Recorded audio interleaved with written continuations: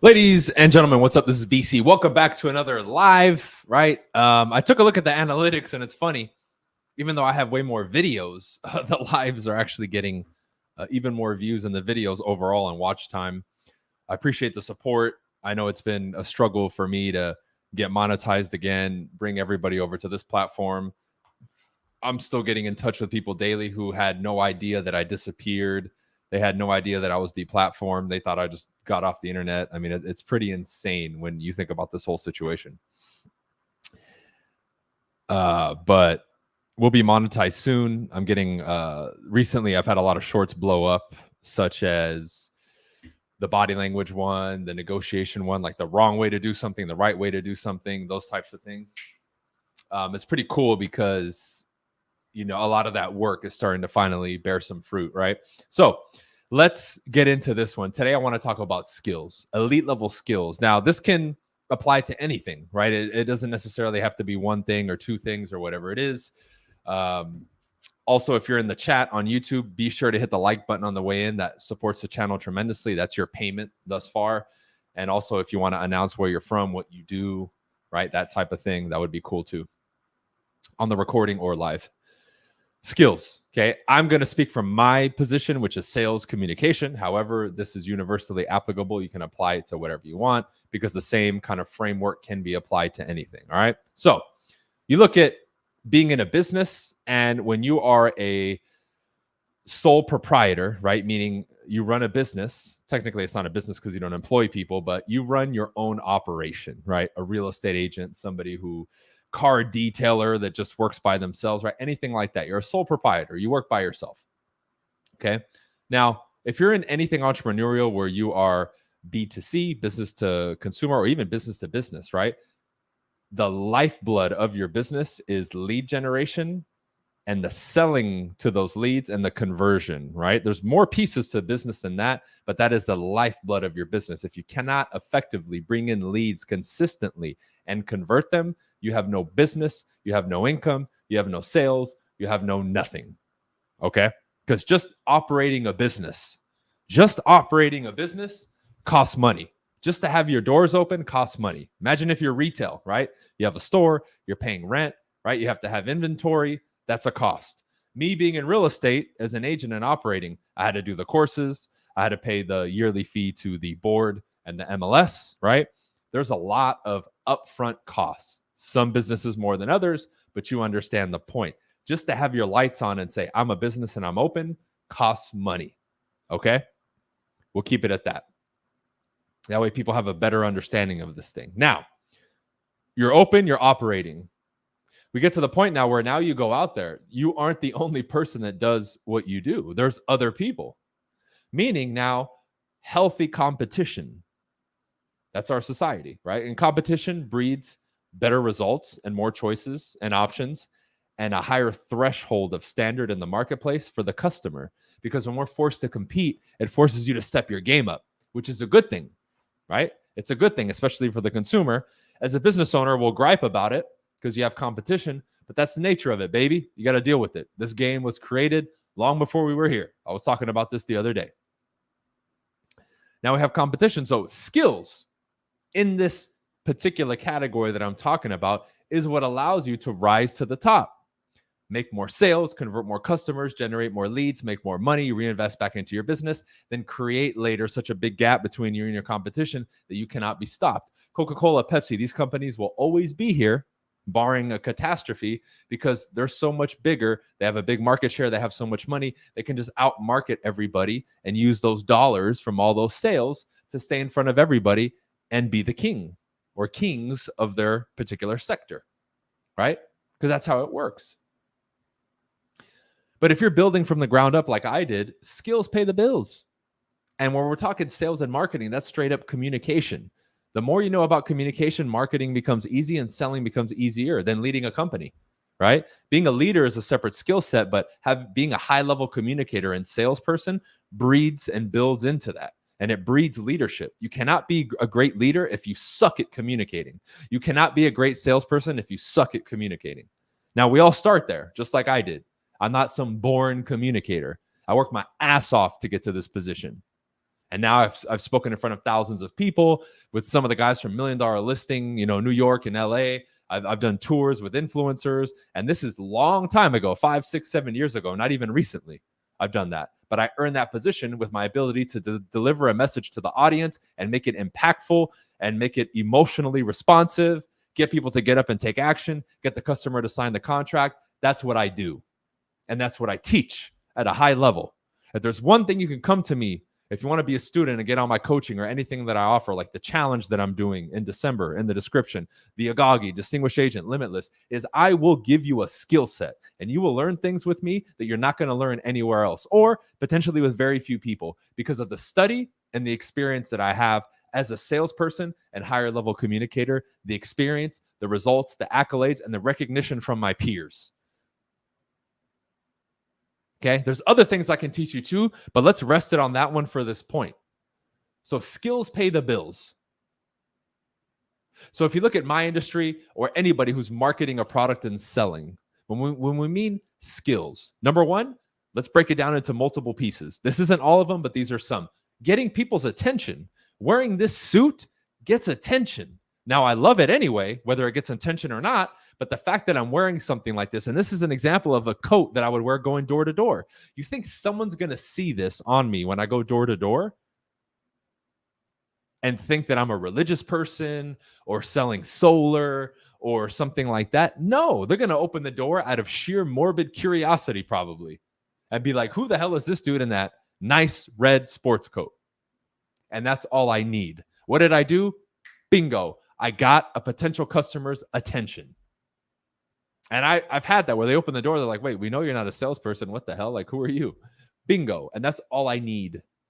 The first thing is getting people's attention. And in today's day and world, again, if your dollar is long, you can put ads and stay in front of people 24/7. Right?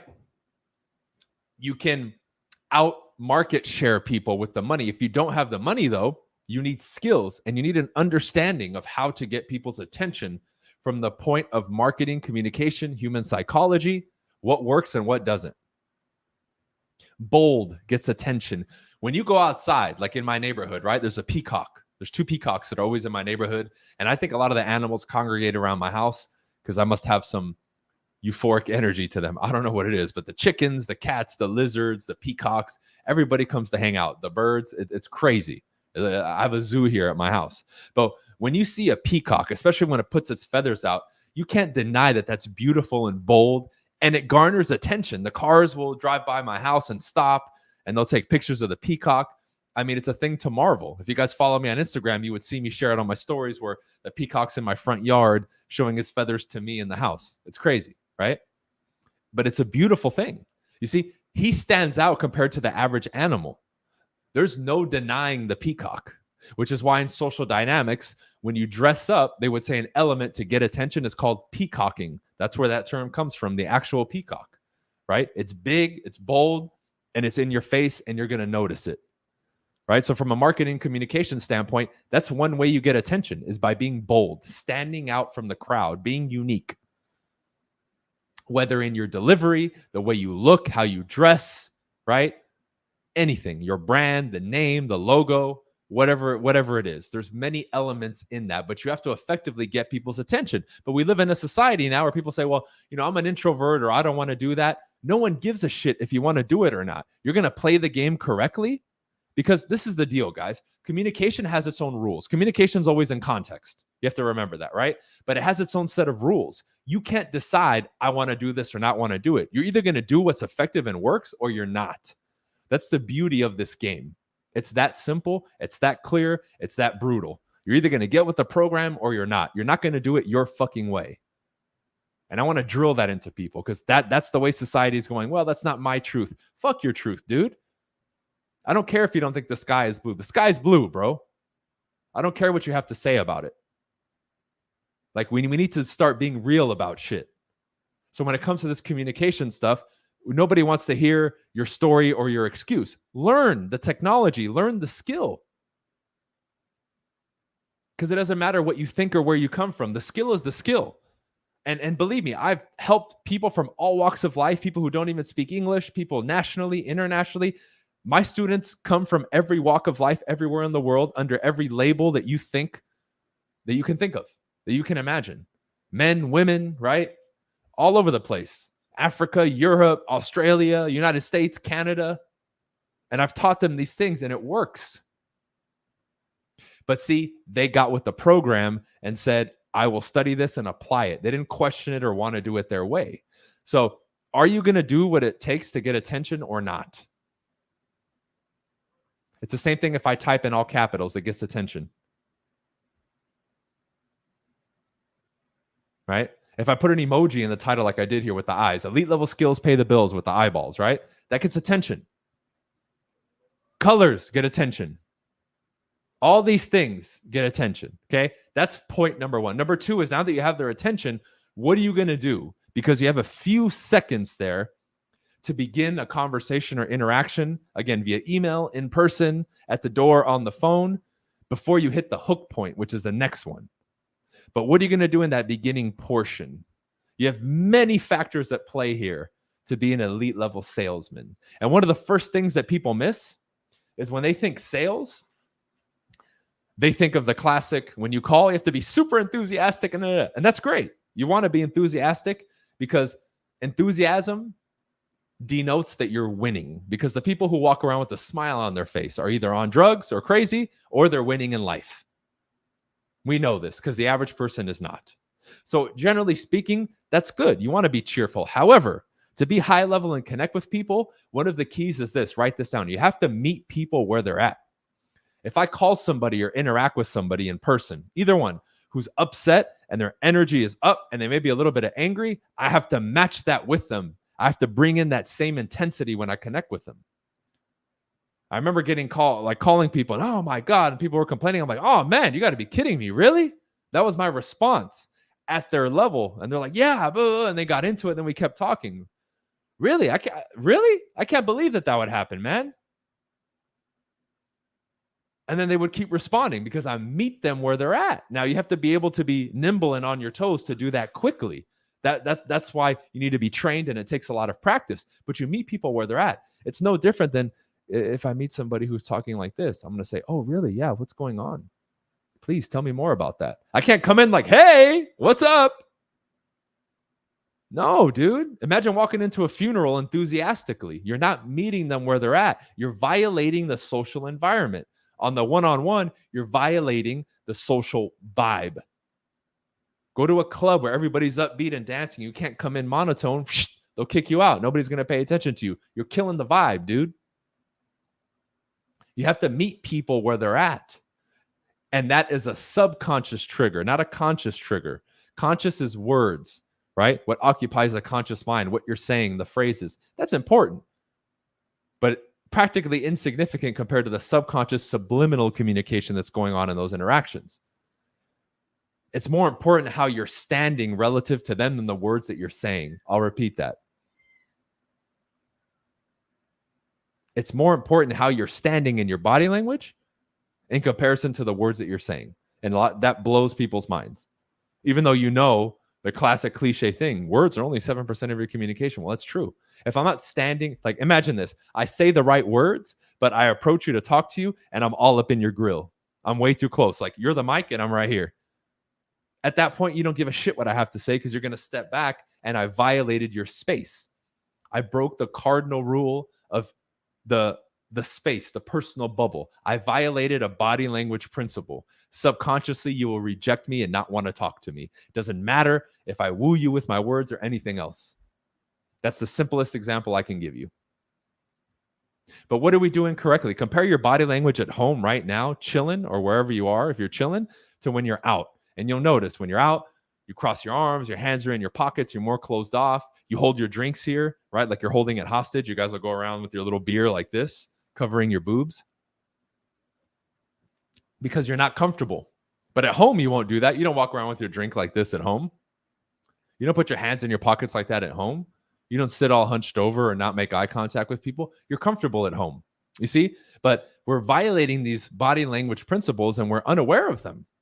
That's infinitely more important. Now, again, because we're rolling along here, the hook point. The hook point is when now the communication is established, you're in rapport, it's comfortable, and they will continue to listen to you and have the interaction. They've hit the point where now they've accepted this interaction and they'll move forward.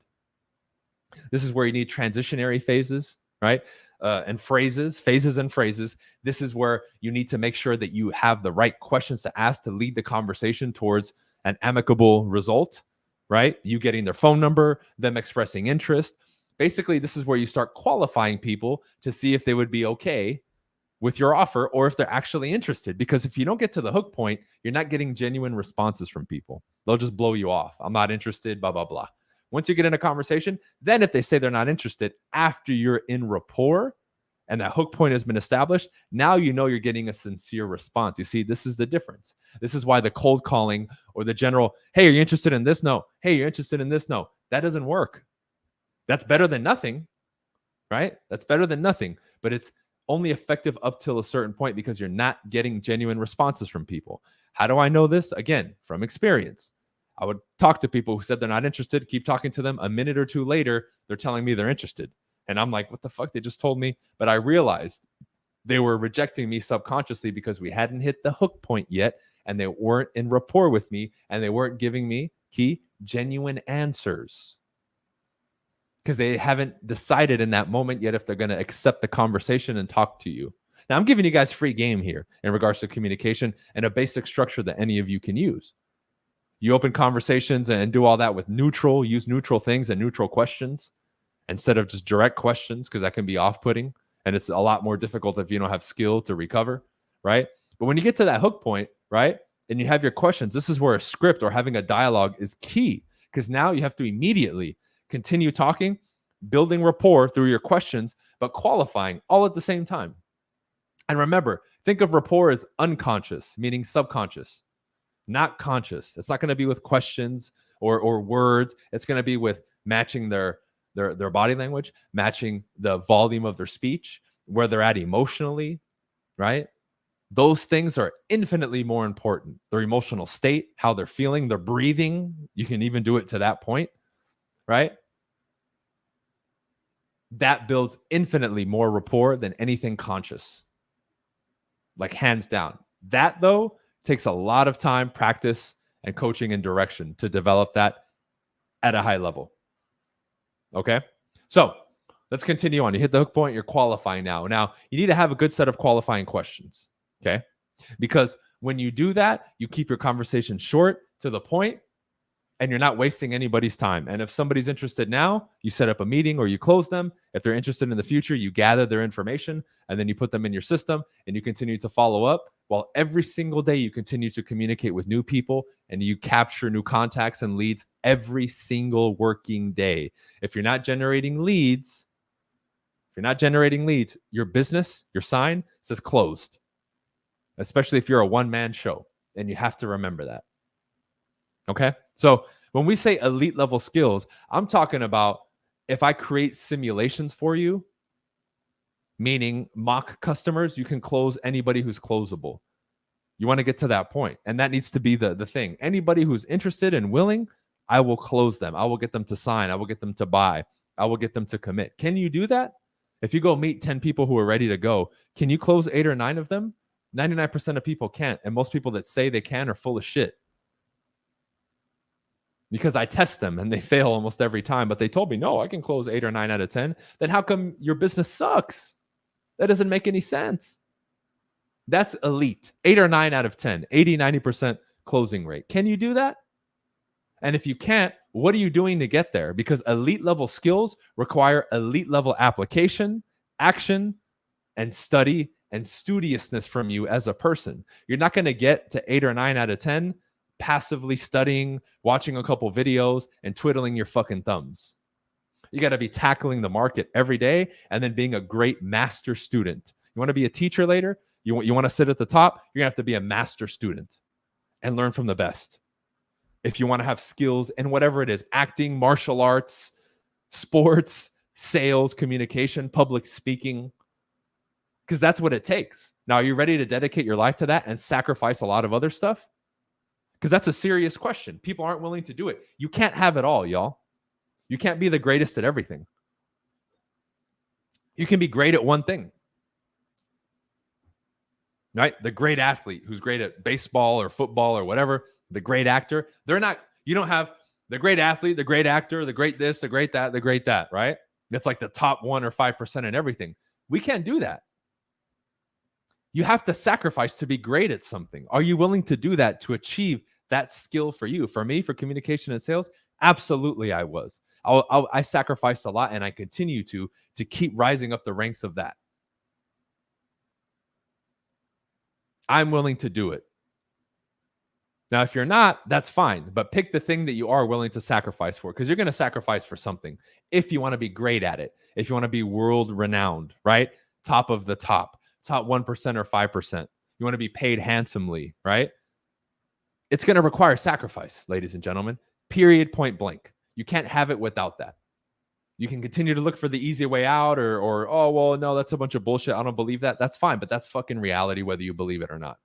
The sun is going to rise and set, whether you believe it or not. The birds are going to chirp. Life is going to go on, whether you believe these things or not. And if you're not willing to sacrifice for it, cool. Then be okay, average or above average, or kind of in the range where everybody else is. Like, that bell curve, right? You'll be, kind of in the middle with everybody else. And that's cool if that's what you want. But then again, in the same breath, we can't say we want to be elite or the best and then not be willing to put in the work to get there. And when I say skills pay the bills, is especially moving forward in this economy and in this market where it's going to get tougher for people, only the elite are guaranteeing a paycheck and to get paid. I'll repeat that. Only the elite will rise to the top and have guaranteed income, right? Cash flow, passive residual income, and all the stuff that people dream about. It's not okay to be above average anymore. You have to be elite. You have to be great if you want that type of security, financial prowess, wealth, recognition, reputation, brand power, whatever it is. You're going to have to become elite and do whatever it takes to get there in your respective category. And then be relentless in your pursuit of it. And along the way, deal with all the bullshit that comes with it. Because when you sacrifice for stuff, the outside pressure starts mounting. People, right? Opinions, right? Maybe your own psyche starts attacking you because, again, you're transforming and you're becoming somebody different, right? You're establishing a new pattern. You have new friends. You got rid of old ones, new environment, right? New habits, new thought patterns, new beliefs and philosophies that govern you. It's not easy. It's simple, but it's not easy. And that transformation process is brutal. That's why people aren't willing to go through it. Like when they shatter their current reality and they have to adopt a new one, the old you has to die to bring in the new, right? The sun has to set before it rises. There's darkness before light. And a lot of people just aren't willing to go through it. And that decision has to be made, right? And when you go through this process on your own, this is why you guys need help and coaches and stuff, because then you can have conversations that you're not going to have with the everyday person. This is why I love having the programs that I have and having the students is they can approach me and we can have very real and serious conversation about their lives, their situations, what they're doing, what they're not doing, right? But they've earned that position. I'm not going to do that with the average Joe. I don't have time, nor do I have interest. Because they haven't shown me that they're dedicated enough, right? So the people that step up and show the right, we can say aptitude, potential, dedication to their craft, we'll step up and we'll help them. Not for everybody that raises their hand, right? Just like somebody comes on the show and asks me a question, I'm not going to give them a 1 hour private session on live. I might give them a couple things and here you go. That'll help you, right? Just like with me, I wasn't given handouts when I started. I remember even showing up to my office, my real estate office in the beginning. Nobody paid attention to me.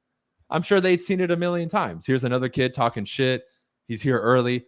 Let's see if he lasts more than a couple weeks. But after a couple months, then they started saying hi to me, right? Then 6 months in, now maybe I'm having lunch with them or they're giving me a minute of their time. But I have to invite them and I have to pay for lunch, right? And this is at a time when I'm fucking broke and they're all fucking making 300, 400, 500K a year or more.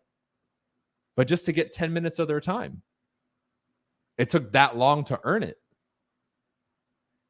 because I had to show what I was made of. I had to demonstrate, hey, I'm not just here for a week or two. I'm here for the fucking long haul.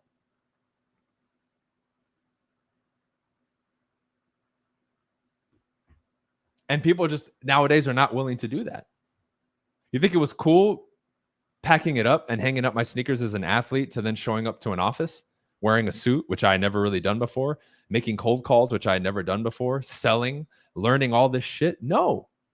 But I had to make the sacrifices to get to where I had to go.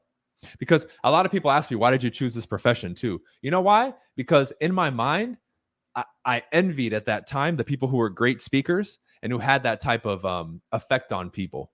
Because I could see myself doing it. I just didn't have the skill set. And I really wanted that bad. There was a couple things I wanted really bad in the beginning. It was to make money because I never really had money like that. Even though I was playing basketball, I was making money, but I was being stupid with it. right? Like I blew all my money overseas, like on dumb shit, right? Because I was a fucking stupid, immature kid who didn't study and who wasn't taught the right things, nor as an adult did I take responsibility to learn them. But I wanted financial, not only literacy, but independence from the world to give them a middle finger and say, I make so much money, you can't tell me shit. I want the cars, I want it all. I really wanted it, like in the depths of my soul. And another one is I wanted to be a high level communicator. I wanted to be a high level communicator, to speak in front of people, to be able to speak to a crowd and impact them with my words. That was a deep burning desire for me, as well as the money. And all these things will change, but I identified with that. Later on, it became legacy and all this other stuff, right? But those were my two ones. And the third one, kind of a chip on my shoulder, to tell everybody to fuck off, because everybody doubted me in basketball and they doubted me in this new endeavor. Those were the three. The chip on the shoulder was the least of the three, but those were the two main ones. I wanted to be a fantastic communicator and speaker and woo people with my words. And I wanted to make a shitload of money to where I could, take a picture in a bathtub covered in money and just throw it around. Those were my two burning desires when I started. And then a lot of sacrifices were made to get there. And I kept going every day, waking up, identifying with those things. Hey, I'm getting my ass kicked right now, making phone calls and going door to door. But this is the price that I got to pay to become a great speaker and make money. Let's fucking do it. That's why I woke up every day early and went to sleep late, because I knew every day that I was doing that, I was one step closer to where I wanted to get. And in that process, I became elite with my skills and results. It wasn't to be elite and wear that title. It was what I wanted to do. The reasons, the purpose, whatever the fuck you want to call it, was so deeply ingrained in a burning desire for me that I went and I kept that in front of me 24/7. I had pictures all over the place on my wall in my coat pocket to remind me, right? The background on my phone of why I was doing this shit. And it hit my sensory inputs all the time. I was journaling that shit. I was seeing it on the wall, right? In the vanity mirror in my car, in the mirror in the bathroom, on the background of my phone. I was obsessed about what I wanted to achieve. And it had nothing to do with anybody else. It had everything to do with me and my desires as a man on this earth, going after something that he deems worthy. That's all you need to do. Who gives a shit what other people think? What I think is worthy of my future and my efforts is worthy. Fuck what anybody else thinks. And I've heard it all, which I'm going to cover on the next episode tomorrow, because you will deal with a lot of shit in that process. But as long as it's dear to me and I fight for it every day, that's all that matters, because I'm going after it relentlessly with no apology to be that great speaker and make a shitload of money. I don't talk about this a lot, but for years, I've been in the top 1% earners. Top 1%. That's typically people who are like in their late 40s and 50s. I did that by my mid 30s. I don't flaunt my shit, but I'm a top 1% earner. I can sit at the table with them. I can break bread with them. I can spend money like that if I want. I don't, but I can. And that gives me access to people and things and experiences that other people can't. But I work my ass off to get there, dude. Just because you see me living, in a normal house and all that shit, don't get it twisted, man. It's the same thing with the skills. A lot of people think, oh, he does YouTube and all that. Put me on stage, motherfucker, with some of the favorite people that you follow. Guarantee you my speech is going to be better than theirs. Let the people vote like they always do when I go to these events. And almost always, if not always, my speech is always rated at the top. I'm not just talking shit. That's what happens, because they give me the surveys, or man, your speech was great. We need to have you again. Let's already book you for next year. Wow. Everyone said your speech was the best. But this is what I do now, dude. And I work my ass off to achieve that. But see, remember, 10, 11, 12 years ago, I told you I envisioned that and I wanted it. Now I've achieved it. But it started with that. It started with the direction of my mind, my thoughts, my ideas, my desires. This is what I want. And I fought every day to get there, because I knew this day today, I could see it 10 years ago, and I knew eventually it would come. And in that process, you become elite, because by doing that simple path that I just gave you, 1% of people will do that and see it all the way through. Remember, I've been giving away all my game on YouTube for years. Nobody fucking follows the protocol, or if they do, they always drop off. They'll follow it for a week, 2 weeks, a month, and then they drop off. They didn't do it for years and years and years like I did, which is why they don't get the same results. It's that simple. When I tell people to follow what I did, line by line. They never do it. They pick and choose. They do it inconsistently. They want to do it their way. And that's why they don't replicate the same results. And that's fine. And then the excuses and all the other bullshit comes out.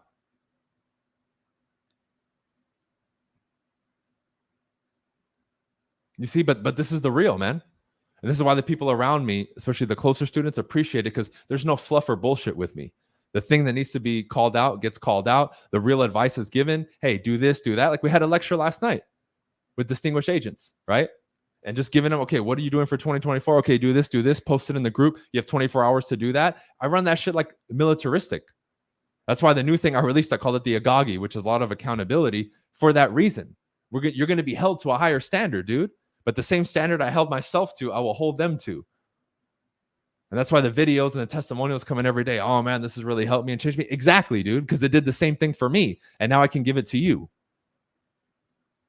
You see? But just like I dedicated myself to it, you have to dedicate yourself to it.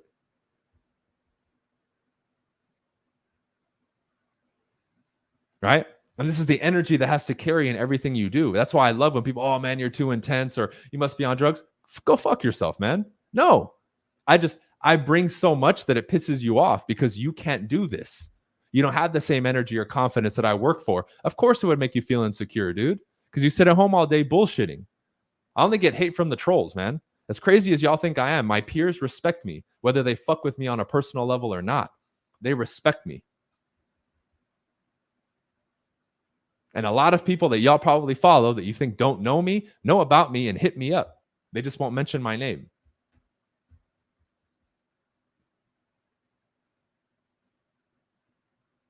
And there's a lot of shit going on behind the scenes, but what you don't see is what you don't see. But best believe I'm putting in the work and doing what I need to do every single fucking day and making the moves that I need to make. It wasn't sexy to sell all my cars and put that money into real estate because nobody saw it, right? I've done 4 real estate transactions in the 2 years that I've been here in Miami. I bought a bunch of property, Airbnb'd it, bought another one, sold it, bought my personal residence, sold it, right? Made a lot of profit. It's been amazing. It really has. That's not sexy. It would have been sexier to, oh, I bought another Lamborghini and did all this shit. Fuck all that, dude. I don't care. That would just be for attention. I'm making moves out here. But I dreamt of this shit a long time ago. Seeing in my bank accounts that I have hundreds of thousands of dollars sitting there, I would take screenshots like, man, this is surreal. Even sending it to my parents. I'm like, do you guys ever think I would be doing this? They're like, hell no. Because I remember taking those guys out to lunch when I was new and sweating bullets when I paid for the bill because I didn't know I had enough money on my debit card for it to go through. I remember those moments. And I remember telling myself, never fucking again will I be here.